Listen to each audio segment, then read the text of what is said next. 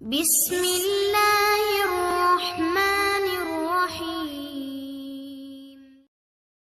غصہ ہمیشہ بیوقوفی سے شروع ہوتا ہے اور شرمندگی پر ختم ہوتا ہے۔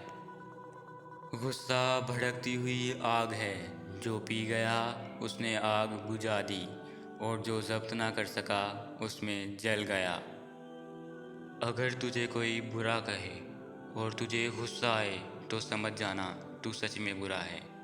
غصہ وہ واحد حرام چیز ہے جس کو پینا حلال ہے۔ غصے کے وقت برداشت کا ایک لمحہ تمہیں 1000 مرتبہ شرمندہ ہونے سے بچا سکتا ہے۔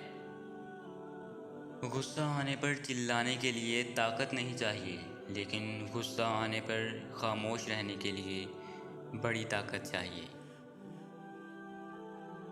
غصے کے وقت تھوڑا رک جائیں اور غلطی کے وقت تھوڑا جھک جائیں، زندگی آسان ہو جائے گی۔ زندگی میں کبھی اس انسان کو مت کھونا جو غصہ کر کے خود تمہارے پاس واپس لوٹ آئے۔